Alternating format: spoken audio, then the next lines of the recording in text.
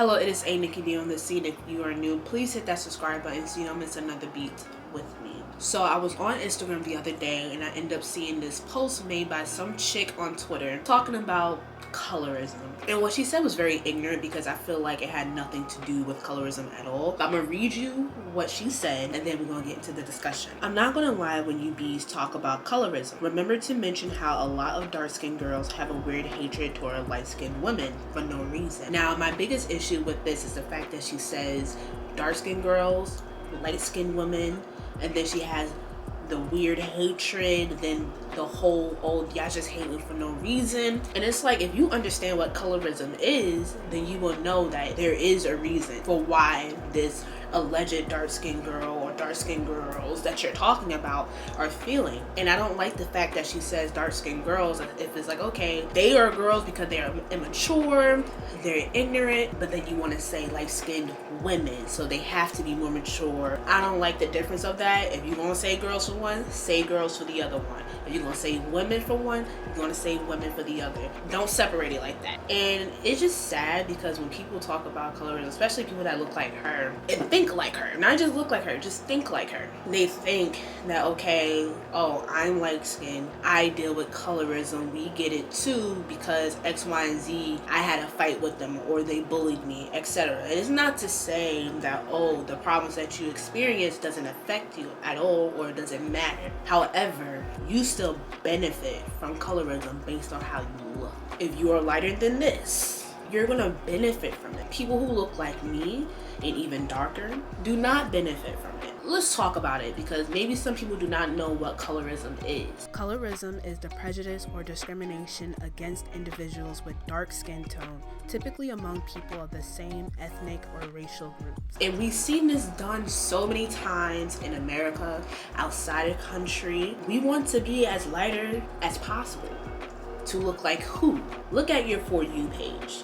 Look how many light, bright, and light on your For You page versus the people who are the darkest skin tone. It is a problem. That's colorism, where you're being put at a disadvantage because of your skin color.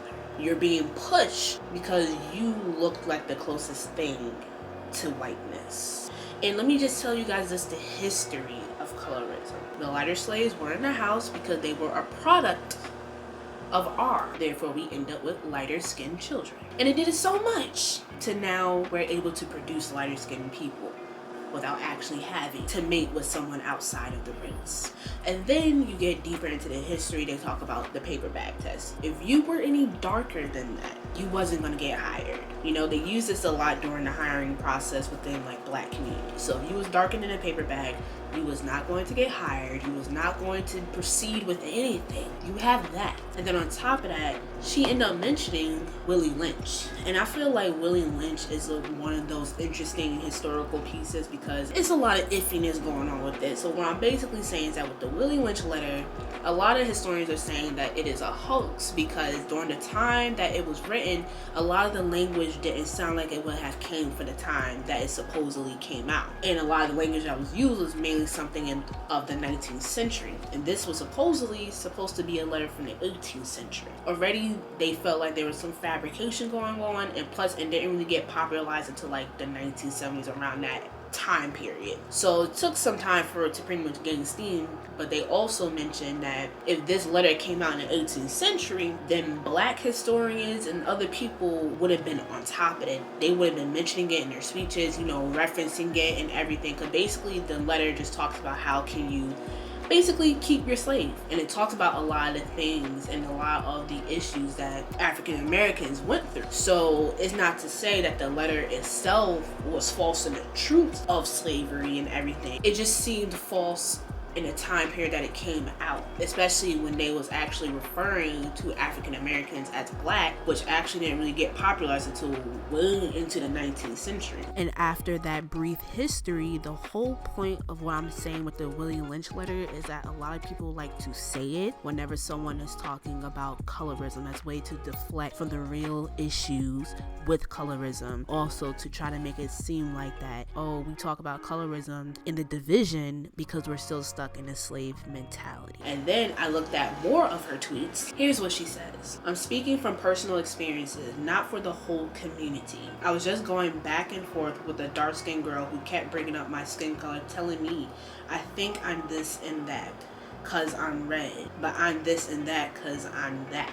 I'm gonna keep it a buck because I honestly don't believe this personal experience. I feel like there's a lot of components that's missing, but let's just say this did happen. I feel like the girl that she's talking about just wasn't well spoken, and obviously coming from a place of clear internal hate for her own skin, etc. It just didn't deliver it properly. I feel like she was trying to educate her, but it just didn't work. And I don't think the girl was trying to call the Twitter user ugly. I think she was just trying to inform her, like, you probably have this high sense of confidence because people was most likely gassing you up more than they really should because of colorism. And I don't think colorism is a sensitive topic. I think it's a topic that needs to be talked about. I feel like a lot of people can join in on the conversation. However, I feel like if you're going to even mention colorism, like I said, you want to talk with your facts. You know, you don't want to just be talking out your butt because a few girls in your lifetime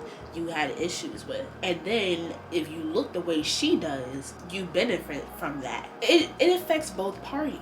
The person who's going to be at the disadvantage is a person who looks like this. All I'm saying is that anybody who's black, if you feel like your darkest friend or somebody you know is dealing with some crazy stuff, treating them differently based on how they look, I feel like you should step in, use your privilege, and be like, hey, you ain't talking to my boy or to my girl like that. You're not doing that. Okay, it could come from the dark-skinned people too. They say little colorist things as well.